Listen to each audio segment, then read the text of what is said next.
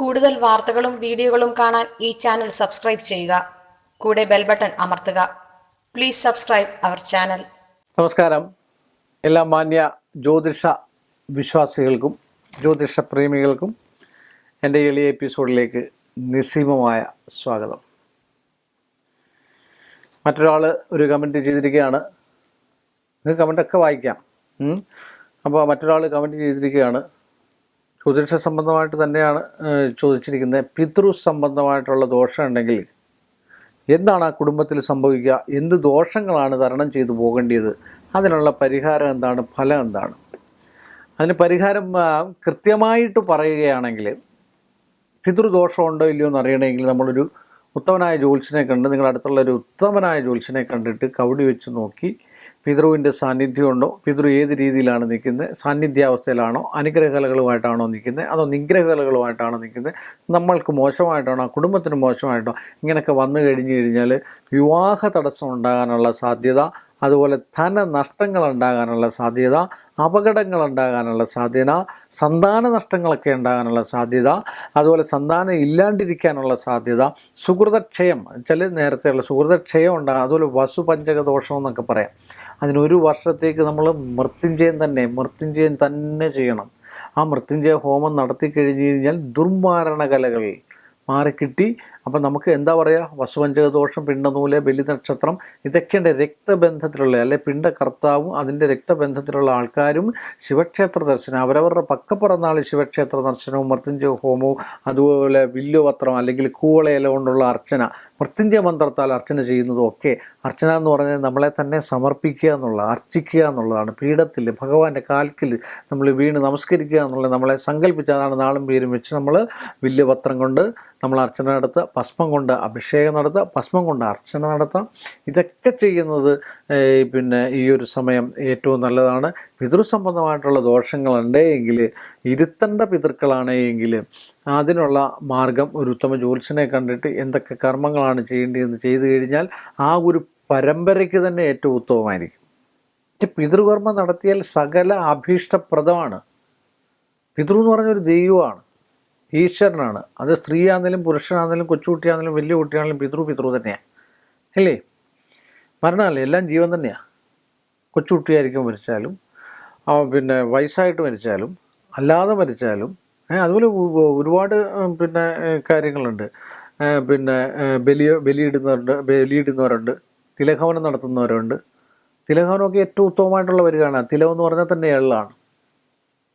അത് 1008 ജപിച്ച്, അതുപോലെ അമൃത് ഹോമിക്കുന്നത്, പാല് ഹോമിക്കുന്നത്, ഇതൊക്കെ എന്താ പറയുക, നമ്മുടെ ആയുസ്സിനും ആരോഗ്യത്തിനും അപകടഭീതിയോ മറ്റു കാര്യങ്ങളോ ഒന്നും ഇല്ലാണ്ടിരിക്കാൻ ഏറ്റവും നല്ലതാണ്. അത് ഞാൻ മുമ്പേ പറഞ്ഞ പോലെ, എന്താണ് നിങ്ങളുടെ കുടുംബ വിഷയം? ആകെ 27 നക്ഷത്രങ്ങളേ ഉള്ളൂ, കോടാനുകോടി ജനങ്ങളാണ് ഉള്ളത്. ഇപ്പോൾ ഒരു അശ്വതി നക്ഷത്രം, ഭരണി നക്ഷത്രം, തിരുവാതിര നക്ഷത്രം, തിരുവോണം നക്ഷത്രം, ചോദ്യ നക്ഷത്രം, ഇതൊക്കെ എടുത്തു കഴിഞ്ഞ് കഴിഞ്ഞാൽ കോടാനുകോടി ജനങ്ങൾക്കുണ്ട്, ഇല്ലേ? നിങ്ങളുടെ അത് തന്നെ ആയിരിക്കാം. പക്ഷെ നിങ്ങൾക്ക് വരുന്നൊരു വിഷയമല്ലായിരിക്കാം വേറൊരു നാൾ, നിങ്ങളുടെ തന്നെ നാളിനുള്ള വേറൊരാൾക്ക് വരുന്നത്. അപ്പോൾ അതുകൊണ്ടാണ് ഉത്തമനായ ഒരു ജ്യോത്സ്യനെ കണ്ട് നിങ്ങളുടെ കാര്യങ്ങൾ എന്താണ്, നിങ്ങൾക്ക് വരുന്ന ശത്രുവാണോ മറ്റൊരാൾക്ക് വരുന്നത്? അല്ല, അവർക്ക് വരുന്ന ശത്രുവല്ല നിങ്ങൾക്കും വരുന്നത്. അപ്പോൾ അത് ബന്ധങ്ങളിൽ നിന്നാണോ മറ്റു രീതിയിലാണോ, നമ്മുടെ ബിസിനസ്സൊക്കെ ചെയ്യുന്നവരാണോ, ബിസിനസ് സ്ഥാപനങ്ങളിൽ നിന്നാണോ, നമ്മുടെ കൂടെ നിൽക്കുന്നവരാണോ, സ്നേഹിച്ചിരിക്കുന്നത്, ഇതൊക്കെ നമ്മൾ നോക്കിയതിന് ശേഷം പിതൃവിനുള്ള സംഭവങ്ങളൊക്കെ ചെയ്ത് കണ്ടു കഴിഞ്ഞാൽ പിതൃ ഏത് രീതിയിലാണ് നിൽക്കുന്നത്, പിതൃവിൻ്റെ അനുഗ്രഹമേ ഉണ്ടാകത്തുള്ളൂ. പിതൃവിൻ്റെ അനുഗ്രഹം നമുക്ക് വേണം.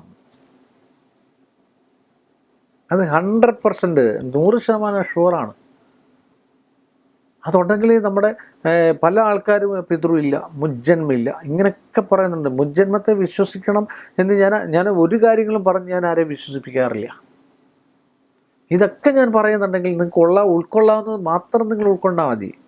നിങ്ങളുടെ ബുദ്ധിയിൽ തെളിയുന്ന, നിങ്ങളുടെ മനസ്സിൽ തെളിയുന്ന ശരിയാണെന്ന് തോന്നിയാൽ മാത്രം നിങ്ങൾ ഉൾക്കൊള്ളുക. ബാക്കിയുള്ള എല്ലാ കാര്യങ്ങളും നിങ്ങൾ തള്ളിക്കളയാം, ഇല്ലേ? അപ്പോൾ ആ പിതൃവിനെ നമ്മൾ ഇരുത്തിക്കഴിഞ്ഞാൽ സ്വസ്ഥമായിട്ട്, എന്തായാലും നമുക്ക് മുജ്ജന്മം ഇല്ല എങ്കിൽ എനിക്ക് അച്ഛനുണ്ട്, ഇല്ലേ? നിങ്ങൾക്കും അച്ഛനുണ്ട്, അമ്മയുണ്ട്, അച്ഛൻ്റെ അച്ഛനുണ്ട്, അതിൻ്റെ അച്ഛനുണ്ട്, ഇല്ലേ? ഇല്ല നമ്മുടെ ഒരു പരമ്പര വരില്ലല്ലോ. വരുമോ? നിങ്ങൾ ആലോചിച്ച് നോക്ക്. അപ്പോൾ അവരെ കൂടെ നമ്മളൊന്ന് സായത്വമാക്കി, ഒരു സായുജ്യമാക്കി അനുഗ്രഹം മേടിച്ച് പോയി കഴിഞ്ഞാൽ അടുത്ത് വരുന്ന തലമുറയ്ക്ക്, സന്തതി സന്താന പരമ്പരകൾക്ക് ഒരംഗവൈകല്യം പോലും ഉണ്ടാവില്ല ജീവിതകാലം മൊത്തം, ഒരു ദോഷം ഉണ്ടാവില്ല, ഒരു അപകടം ഉണ്ടാവില്ല, ഒരു വിവാഹത്തിൽ തടസ്സങ്ങളുണ്ടാവില്ല, ഇല്ലേ? പക്ഷേ മുത്തവനായ ജ്യോത്സ്യനെ കണ്ടിട്ട് വേണം നമ്മൾ പിതൃവിൻ്റെ സാന്നിധ്യം ഉണ്ടോ. അപ്പം ചില ആൾക്കാരൊക്കെ പറയും ക്ഷേത്രങ്ങളിൽ ഇരുത്തിയാൽ മതി. ഇന്നത്തെ കാലത്ത് അതൊരു കാര്യമാണ്. ക്ഷേത്രങ്ങളിൽ ഇരുത്തിയാൽ ഇരിക്കില്ല. അവിടെ അടുത്ത ദിവസം ഒരു ദേവപ്രശ്നം വരും. അപ്പോൾ അവിടെ പിതൃകലകൾ കൂടും. അപ്പം ക്ഷേത്രത്തിൽ ഏത് ചൈതന്യമാണെങ്കിൽ ശാസ്താവ്, ശിവന്, ദേവി ഇതൊക്കെയാണെങ്കിൽ ആ ചൈതന്യത്തിൽ കൊടുക്കുന്നതായിട്ടുള്ള സംഭവത്തിൽ പിതൃ നിവേദ്യം കൊടുത്തു കഴിഞ്ഞാൽ അത് പിതൃവിൻ്റെ കലകൾ അവിടെ കൂടും. അപ്പം ക്ഷേത്ര ചൈതന്യത്തിന് ആ ദേവനല്ല, ദേവിക്ക് അല്ല, ഭഗവാനല്ല, ഭഗവതിക്കുള്ള ചൈതന്യാവസ്ഥ പുറത്തോട്ട് വരില്ല, അനുഗ്രഹ കലകൾ വരില്ല. അതുകൊണ്ടാണ് അവിടെ കൊണ്ട് ചന്ദനമുട്ടി ആവാഹിച്ചുകൊണ്ടിടാൻ പാടില്ല, അല്ലെങ്കിൽ വിഗ്രഹത്തെ കൊണ്ട് ആവാഹിച്ചിടാൻ. ഇതിനായിട്ടുള്ള ക്ഷേത്രമുണ്ട്. പിതൃ എന്ന് പറഞ്ഞാൽ ഒരു സങ്കല്പം, ഒരു ദേവനാണ്, ഒരു ദേവതയാണ്, ഒരു ചൈതന്യമാണ്. ആ ചൈതന്യത്തിലാണ് നമ്മൾ ലയിപ്പിക്കേണ്ടത്. ക്ഷേത്രപിണ്ഡം ബലിയടിച്ച് വർക്കലയുണ്ട്, തിരുവല്ലത്തുണ്ട്, ഒരുപാട് ക്ഷേത്രങ്ങളുണ്ട് പിതൃവിൻ്റെ ആയിട്ട്. തൃക്കുന്നപ്പുഴയുണ്ട്. അവിടെയൊക്കെ ചെന്ന് കണ്ട് നമ്മൾ വർഷാവർഷം ഇവരെ ഇരുത്തിയാൽ മാത്രം പോരാ, വർഷാവർഷം ചെന്ന് കണ്ട് അവർക്കുള്ള വഴിപാട്. ഇപ്പം നമ്മൾ എന്താ പറയുക, വൃദ്ധസാധനത്തിൽ കൊണ്ട് നമ്മുടെ അച്ഛനെയും അമ്മയും കൊണ്ട് വിട്ടാൽ പോരാ, വല്ലപ്പോഴും പോയി കാണണം, ഇല്ലേ? എന്ന് പറഞ്ഞാൽ അവിടെ ഇരുത്തിയാൽ മാത്രം പോരാ, വർഷത്തിൽ ഒരിക്കലെങ്കിലും നിങ്ങൾ ഇരുന്ന് അവിടെ ഒരു തിലകവനം, ഒരു ബലി, അവിടെ ചെന്നൊന്ന് കാണുക.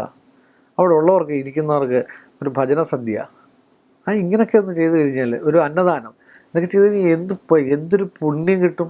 എന്തുമാത്രം പൈസ വെറുതെ നിങ്ങൾ കളയുന്നു. ഒരു കുറച്ച് പേർക്ക്, ഒരു 3-ൽ കുറയാതുള്ള ആൾക്കാർക്ക്, ഒരു 5-ൽ കുറയാതെ നിങ്ങളുടെ തൊക്കിന് നിങ്ങൾക്ക് ഒരു അന്നദാനം വെച്ച് കൊടുക്കുക, സായുജ്യം ഉണ്ടാവും. അന്നദാനത്തിൽ കവിഞ്ഞ് വേറെ ഒന്നുമില്ല ദാനം. എത്ര ധനം കൊടുത്തെന്ന് പറഞ്ഞാലോ, എത്ര മറ്റെന്ത് കൊടുത്തെന്ന് പറഞ്ഞാലും അന്നദാനമാണ് ഏറ്റവും വലിയ ദാനം. അതുപോലെ ഭഗവാൻ ശിവനോട് പാർവതീദേവി ചോദിച്ചപ്പോൾ ഒരു ചോദ്യമുണ്ട്, ശിവപുരാണത്തിലൊക്കെ അത് പറയുന്നുണ്ട്. ദേവി ചോദിച്ചു, ഒരു മനുഷ്യൻ്റെ അല്ലെങ്കിൽ ഒരു ദമ്പതികളുടെ ഏറ്റവും വലിയ ദുഃഖം എന്താണെന്ന്. സന്താന ദുഃഖം എന്ന് പറഞ്ഞു, അല്ലേ? നമ്മൾ മനുഷ്യർ ചോദിക്കുകയാണെങ്കിൽ പറയും ഏറ്റവും വലിയ ദുഃഖം എന്താണ്, ഏറ്റവും വലിയ പ്രയാസം എന്താണെന്ന് ചോദിച്ചാൽ പ്രസവം അല്ലെങ്കിൽ ഗർഭിണിയായിട്ടിരിക്കുന്നതാണെന്ന് പറയും. പക്ഷെ ദേവനോട് ചോദിച്ചപ്പം ദേവൻ കൊടുത്ത ഏറ്റവും വലിയൊരു മറുപടിയാണ്. അപ്പോൾ ഈ പിതൃ സംബന്ധമായിട്ടുള്ള വിഷയങ്ങളൊക്കെ സന്താന നഷ്ടങ്ങളുണ്ടാകാം, ഛിദ്രങ്ങളുണ്ടാകാം, സന്താനങ്ങളെ തമ്മിൽ തല്ലിപ്പിരിയാം, സഹോദരന്മാർ തമ്മിൽ വിദ്വേഷങ്ങളുണ്ടാകാം. ഇതൊക്കെ ഉണ്ടാകാനായിട്ട് പിതൃവിൻ്റെ ദോഷമോ ശാപമോ കോപമോ നിജ രീതിയിൽ നിൽക്കുന്നതായിട്ടുള്ള ഒരവസ്ഥയൊക്കെ ഉണ്ടെങ്കിൽ അതൊക്കെ മാറി കിട്ടാൻ പിതൃവിനെ നമ്മൾ നന്നായിട്ട് അനുഗ്രഹിപ്പിക്കണം. അച്ഛനപ്പൂമാർ നമ്മുടെ കൂടെ വേണം. ഇല്ല എന്നല്ല, പല ആൾക്കാരും ഇല്ല പിതൃക്കളില്ല എന്ന് പറയും. എത്രയോ ആൾക്കാർക്ക് അനുഭവമുള്ള ആൾക്കാരുണ്ട്. വിശ്വാസമാണ് നമ്മുടെ വലുത്.